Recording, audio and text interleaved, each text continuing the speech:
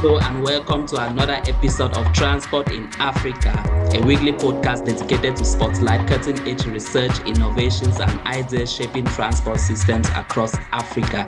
I am your host, Polycarp Chebek. In each episode, we sit down with a researcher, practitioner, or change maker who is redefining how mobility works in Africa. In today's episode, we are diving into a topic that affects almost everyone across the globe, often without them even realizing it: transport-related air pollution.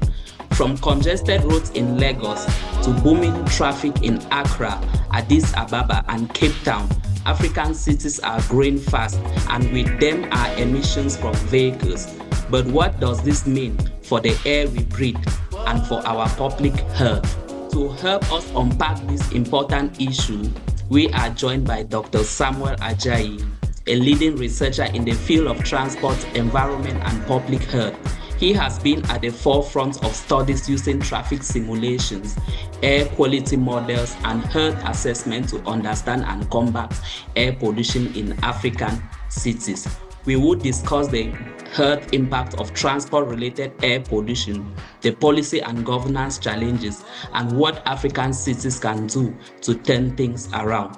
Whether you are a policymaker, researcher, or just someone who wants cleaner air in your city, this conversation is for you. Hello, Dr. Samuel. Good to have you on this show. Thank you very much. It is my pleasure to be here.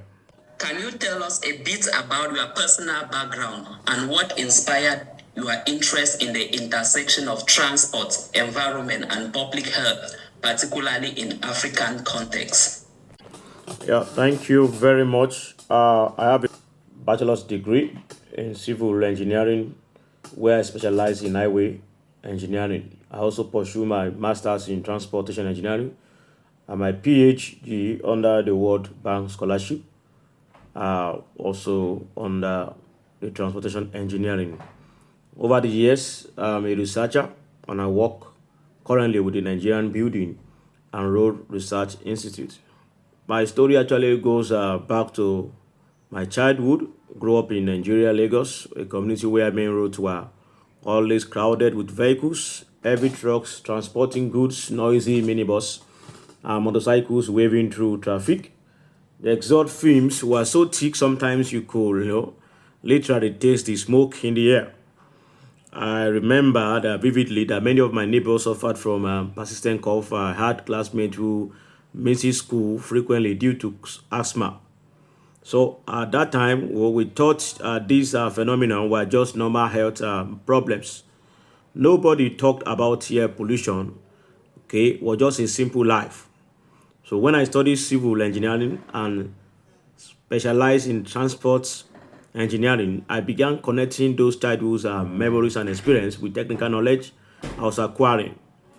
I realized what we saw daily in our communities: smoke-filled roads, sick children, and constant traffic jams, gridlock wasn't number. It was just a symptoms of deeper structural problems in our transport planning and environmental regulation.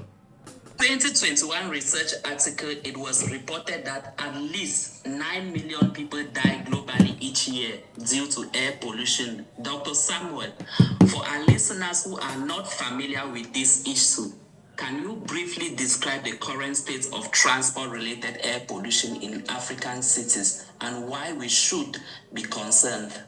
Yeah, thank you very much. Transport-related air pollution trap refers to the harmful gases and particles released into the air from vehicles such as cars, buses, trucks, motorcycles, and other transport modes. While engines burn fossil fuel like petrol and diesel, they release a mix of pollutants that degrade air quality and harm the human health. The transport-related air pollution in African cities is a silent crisis. Okay, unlike issues like flooding, climate change, traffic accidents, which are visible and obvious and immediate. Yet pollution is invisible and gradual. So I call it a silent killer. Yet it is killing thousands of persons prematurely every year across the continent. Most African cities depend heavily on road transport, In fact, over 90% of our passenger and freight movement happens on the road. There's over dependence on the road transport. The fleets are dominated by old second-hand vehicles imported from America, Europe, Asia, and the Middle East. These vehicles often have outdated technology, no catalytic converters, and engines that are poorly maintained. So to add to that, we have poor fuel quality, that is particularly high sulfur diesel and petrol. And the result is what we have today with toxic emissions. Okay, so very important. So why should we care? Because these pollutants cause real harm to real people. They trigger asthma, chronic bronchitis, stroke, and heart attacks. In fact, we have the study that we did like 3 years ago in Lagos, where we link air pollution exposure to premature death, especially among children and the elderly, the older adults. The World Bank report, estimated also showed that air pollution costs African economies billions of dollars annually in healthcare expenses and also productivity loss. So when we talk about air pollution trap, it's not just an environmental problem, it's a public health concern. It's a public health emergency, an economic burden, a social justice issues. The poorest communities who often live along major highways or work as street vendors are the most exposed, yet the least protected. So we often measure two pollutants in that the WHO brought out some years ago, the particulate matter and the carbon monoxide. They have the extremely dangerous pollutant from vehicles emissions because it is small enough to penetrate deep into the lungs and even can enter into the bloodstream. They actually contaminate the blood that bring oxygen into the heart. So we have the cardiorespiratory infection. Okay, so we have levels recorded in cities like Lagos, Accra, Nairobi, which had often exceeded the World Health Organization standard, which are limit by at least 3 or 5 times.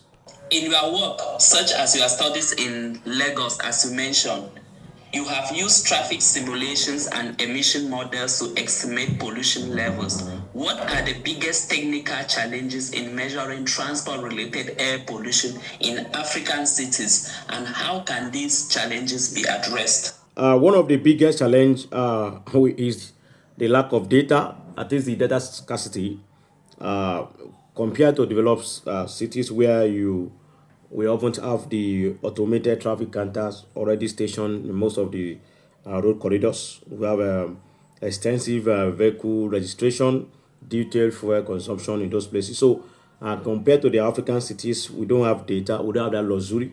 Sometimes the last comprehensive maybe traffic count was done about 10 or 15 years ago.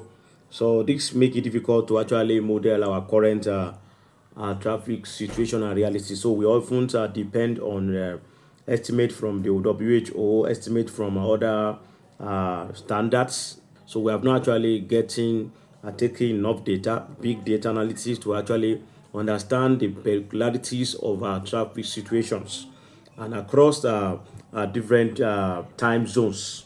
We only have data in silos.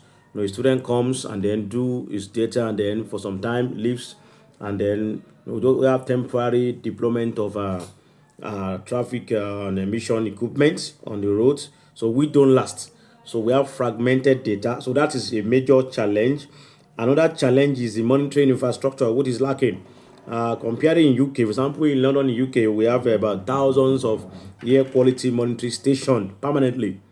For example, in Lagos now, we have Lagos is over about 20 million people, and yet may have only a handful, and most of them are project-based rather than permanent. So we have project-based research, university research, though just temporary research within a few locations, within a few road corridor. So it's limited. So we have limited monitoring. We don't have real-time monitoring data. So that means we often rely most on the short-term campaigns, which can really capture our seasonal variations. Then we also have this issue of heterogeneous traffic in Lagos. For example, in Lagos, you have motorcycles, minibus, the private personal cars or private cars, heavy trucks, the lorries and even informal modes like tricycles all ply on the same routes. So, and each one has different emission profile, emission standards. So, modeling these complexities accurately requires a more sophisticated tools to measure them. So, first, how do we overcome this? Well, first we can actually use where we can actually deploy low cost sensors, low cost emission equipment. Okay, these sensors or IoT sensors, the Internet of Things sensors, although less precise than reference stations, can provide high resolution spatial data when deployed very widely. Also, we can also adopt a mobile monitoring data. We need to mount sensors on vehicles, a direct emission testing, or motorcycles to move around the city to give a dynamic exposure maps. So, like I say, I'm looking forward to where we need to actually look at emission estimate from mobile apps. Everybody carries a phones, so we want to go on a journey. You could see the emissions estimate on that route. You see the red line showing the high hotspot of pollution. You can see other green route showing alternative passage. Just like you want to go and then you are looking at the Google Earth map to look at the travel time to actually decide which route to go. So this is very important. So I can say finally collaboration is very key. Working with agencies, parastatals, for example, in Lagos we have the Lamata, or we research. We need partners in other cities in Africa or across Africa to help to get more reliable data. Why this challenge is very unique, they also present opportunities for innovation. So Africa can actually leapfrog by adopting newer, more flexible technologies rather than just trying to replicate the expensive system that we had before. Thank you. Another 2021 research paper I came across, it was reported that only 5 countries in Africa have vehicle emission standards, most of which are not implemented. In your view, what would you say are the biggest institutional or regulatory barriers preventing effective action on transport-related air pollution in African cities? I think there are several of them, and they cut across governance, funding, and awareness. My one is a weak enforcement, which many African cities technically we have the vehicle emission standards, yeah, but they are rarely enforced. And they're not enforced in practice. We still have this our old high emitting vehicles continuing to be imported and still used. We had a study 2 years ago on Lagos where we noticed that about 65% of the vehicles being tested, we have an agency in Lagos that is saddled with the responsibility of issuance of the roadworthiness, and they will bring the vehicle to the testing station. They will test all part of the vehicles, the gear and every part of the vehicles, and they will also do emission testing. Well, of a shocking to me is when I we observe that any even vehicles that fail emission test will still be allowed to be issued the certificate of roadworthiness. So this actually is an alarm to me. So we have to try to deal with the issue by trying to talk with them and okay that any vehicle that fails emission test should not be allowed to actually apply the routes. So we have weaker enforcement personally. So we are still importing old vehicles, second-hand vehicles, and then we don't have the real-time monitoring data. So we have this weak enforcement. Number two, we have the fragmented responsibility. We have different agencies and ministries that are saddled with this with different responsibility, and we have little or no coordination among them. For example, one agency might plan new bus route, while another is responsible for monitoring emission, and the neither of them talks to each other or talks to the head sector. There should be synergy between the environmental agency with the emission agency, also with the health sector. We're talking about the impact of these emission levels on the health of the public. Also, we know we have limited resources. Most of these agencies are saddled with this responsibility. They have low resources to actually carry out it. So many of them resort to low-cost sensors. So setting up and maintaining monitoring stations is expensive. So many environmental agencies cooperate on very small budgets. So these are, I see that as a major challenge, institutional challenge. Also, lastly, we have the lack of public awareness of this health impact of transport air pollution is very low. A lot of people still see smoking vehicles as a minor inconvenience, not realizing the health risks. The publics are aware, they will put the pressure on the government and they will prioritize air quality. They will prioritize ensuring that we have a clean air. So, in short, barriers are much of political and institutional as they are also technical. Unless we strengthen governance and build capacity, raise public awareness, the technical solutions we have on papers will not still be fully effective. Thank you very much, Doc. You have made mention of the different stakeholders involved in this issue and what is happening at the level of each of these stakeholders. Doc, how can local governments, researchers, and communities collaborate more effectively to bring transport-related air pollution research into actionable policies or urban planning decisions? I think the key word here is the co-production. That is, research cannot just remain locked in journals. It must be translated into policy relevant format. At least we have evidence-based research where we begin to translate our research in journals, in articles, into policy that can affect and change our perception and also change the emissions levels in our cities. So that means that researchers producing policy briefs and infographics and participatory workshops. We need to involve in workshop conferences, bringing our findings of our research into workshops, into conferences to actually enlighten the public, the stakeholders, and also the agencies involved in this emission monitoring, and even the government. We need to take it beyond the findings even from the journals, even to the newspapers. We need to bring it on the jingles, on the telecommunication, on social media to raise the awareness of this. Now, I personally, I from our findings, our studies in Lagos, I come to realize that the traffic air related air pollution is a public health concern. Is a public health concern. In fact, just like the way we did in COVID, why measures were taken quickly, we have lockdown, we have use of nose masks. No, throughout COVID, the actions was very quick. No, the awareness was spread almost throughout the world. The same way, I think we should raise that awareness that and declare. I believe the WHO and other local institutions should declare this transport-related air pollution as a public health concern. I mean, public health urgency. Okay, that it needs to make people aware of the danger they're exposed to by staying along the road corridor, especially amidst all spot of pollution. Okay, so that we need to translate our article into evidence-based research and translate them into policy that can actually improve our air quality. So also, we need to also, local government needs to create platforms where scientists, policymakers meet regularly. We need a meeting.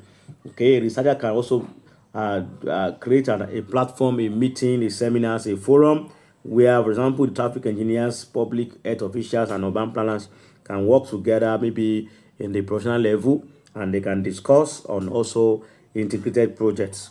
Also, communities also play a very huge role with our low-cost sensors and mobile apps. Citizens can actually generate their own air quality data. You know, I said that we need to actually can access our emission data from our mobile phones. So when community sees the numbers for themselves, they are aware, they are informed, and they become more powerful advocate for change. So I see ultimately collaboration must require trust. Government must see researchers not as critics but as partners. For me, we are partners. We must step out of the lab and engage with communities and engage with stakeholders and be empowered and voice our concerns with data in our hand. Very much, Doc. Can you elaborate more on some of the health or symptoms that people living along heavy traffic corridors face as far as transport-related air pollution is concerned? Thank you very much. The health effect of trap, that is, I call it trap, is a traffic-related air pollution, are both immediate and long-term. On the immediate level, people often report symptoms, recurring symptoms. We have a study we did in Lagos 2 years ago where we survey the impact of this exposure to roadside dwellers. That is, people that do businesses and carry out economic activities along or beside the road corridor. Okay, so we had a survey with them and we asked about symptoms there. Because we saw that we actually deliberately did that data for people that are actually at this hotspot of pollution. And to our surprise, many of them show varying symptoms such as eye irritation, persistent coughing, chest tightness, headache, fatigue. Some they show symptoms of headaches. Persistent headache, they feel sick, they feel fatigue. Some show symptoms of cataracts, and glaucoma in the eyes. When these forms of pollutions, so some of them has issue with they have to use glasses. And these symptoms are especially among these street vendors, these hawkers, these bus drivers, these even passengers, traffic wardens, the police, construction workers. So those are the ones that actually have these symptoms. Very important. And over time, prolonged exposure leads to more serious condition. Asthma is a very common in children living near highways. Adults frequently develop chronic bronchitis, reduced lung function, and cardiovascular disease. And we also have the cardiorespiratory infection. Okay, they will have issues with the lungs, breathing, frequent slow breathing, and they have issue with the hearts. Okay, they have issue with the heart. Some are have issue with cardiac arrest, heart attack. So we observe this risk is so elevated among people that live near high traffic corridors. We also have observed elevated risk of hypertension. That is the high blood pressure. So these are more subtle symptoms, but equally concerning impacts. Studies suggest link between the long-term air pollution exposure and the cognitive decline. Some also have issue with loss of memory. Especially the older adults are living around loss of memory, cognitive decline. I also have issue with the poor academic performance in children and complication for pregnant women in pregnancy. So that's a real example. For example, now in one of our studies in Lagos, we surveyed residents who live near intersections for more than 10 years. Okay, she comes in the morning by 6:30, 7 a.m. to sell food materials along the road, and then she stayed like about 8 to 10 hours. So she's exposed to the hotspot of pollution during the rush hour. Okay, so at intersection, most vehicles come to idle points, and there is frequent use of the brakes. So with this vehicle on brake, you can see this will affect the rate at which the fumes are being released from the exhaust pipe. So we have more emissions during the rush hour, and also rush hour in the morning peak period, and also in the evening peak period.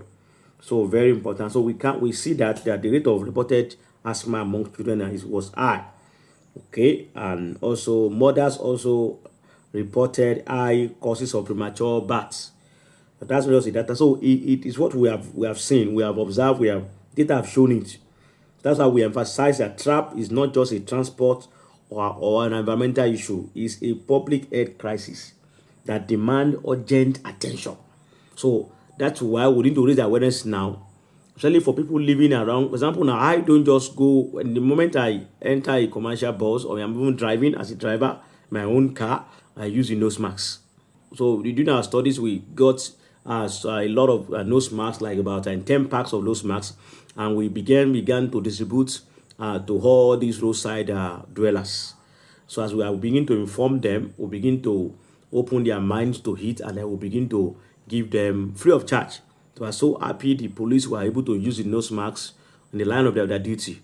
So that's what we can do temporarily. Okay, of course, there should not be any need to sell around the road corridor on normal circumstances. But these people are not willing to leave because that is where they make their life, their economic life from. So this is a major issue, major outcome of this health impact of this traffic air pollution. To learn how transport-related air pollution is causing harm to many people without them being aware of what is happening. Doc, from your experience, which African cities or countries are taking promising steps to tackle transport-related air pollution, and what lessons can others learn from their approaches? What new tools or technologies are you most excited about for monitoring or reducing? All right, thank you. Well, we have a few cities in Africa that they are trying to trying to reimagine transport. For example, we have Cape Town, South Africa. They have strong monitoring networks and actively publishing air quality data for the public. I've been to their transport hub before where they set cameras along major intersections and major roadways, where also emission data stations permanently are there, so they can see from their internal office. They can monitor that, and they can also monitor network and actively involve in publishing air quality for the public. So I think Cape Town is there. We also have Accra, Ghana, collaborating. The EP in Ghana they are doing well. They are improving and trying to. I also have a DVL in Ghana that involves in the registration of the drivers in Ghana. So I think they are now championing discussions with global expert like the WHO, and so to actually get more reliable estimates of this emission data. So also we have Lagos, Nigeria. Also, we are still struggling, but Lagos is also piloting electric buses to the Lagos Metropolitan Area Transport Authority, Lamata. And that's a bold step for me, considering the scale of the city's transport challenges. So we also have few countries in Africa like Liberia, Kigali, Egypt, and though the progress is slow, but at least we are moving. The lesson is that progress is possible when cities invest in data, when we embrace partnership, and then we commit politically to cleaner transport. Doc, what new tools or technologies are you most excited about for monitoring or reducing transport-related air pollution, such as city leaders or even citizens use these tools to help clean the air? Well, there are several of them that really excite me personally. We have the IoT-based air quality sensors. They are affordable and they are portable. They are capable of creating real-time pollution maps. You know, I said that with these IoT sensors around the cities, we can actually translate the findings from these sensors into our mobile apps. I'm working on a project currently is trying to get a mobile app for emission monitoring. So you can do that. At least that will be accessible to the public. Now, one of the ways to reduce traffic related air pollution is to actually know the estimate of our pollution. We can't control when we don't have the estimates.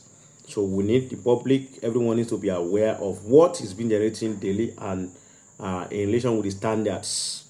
Okay, and for each day, each week, and even the month, we need the 24/7 emission monitoring. So we have that can generate real-time pollution map. We also have the AI-powered traffic management systems that adjust traffic signals in real time to reduce congestion and idle emissions. Now, one of my study we did last year is to look at the relationship between the traffic mobility measures like the traffic flow, the speed, and the traffic composition, the vehicle fleet on the emission estimate. Now, we discovered and observed that traffic congestion is a major indices that actually increase the emission levels on our routes. So I said earlier that the bottleneck of intersection emission is very high because we have frequent use of the brakes. The vehicles move a bit and then they move again. Move a stop and move. So at that level of congestion, there is very high pollution that is there. So we need a AI-powered adaptive traffic management system that will actually give green lights to the approach leg that has more traffic. And then so with that, when there is a signalized station that is operating very effectively and efficiently, there you can see that we will reduce congestion. And when we reduce congestion, we will reduce emissions. Very important. We also have the micro simulation models like Vism, which allow us to test what if scenarios before implementation. For example, what will happen if we actually design a route or create a pedestrian walkway or a street, or we introduce the priority lanes? What will happen? So we can use and test the scenarios through the Vism micro simulation models. So we also have the e-mobility motion solutions, electric buses, motorcycles, electric and electric tricycles can actually drastically cut urban air pollution. Now the good news is that these technologies are becoming cheaper and becoming more accessible. So with the right political will, I think African cities can leapfrog into a cleaner transport future. Before we wrap up this show, if you could paint a picture of African cities 10 to 20 years from now, what would your ideal vision looks like in terms of air quality, urban mobility, and public health? Well, that's a very powerful question because it allows me to move from focusing only on today's problem into imagine what is possible for tomorrow, for the future. We'll talk about reimagined transports. So when I think about African cities 10 to 20 years from now, I imagine something very different from what we see today. Right now, most of our cities are defined by congestion, smoking, exhaust, and people spending hours in traffic.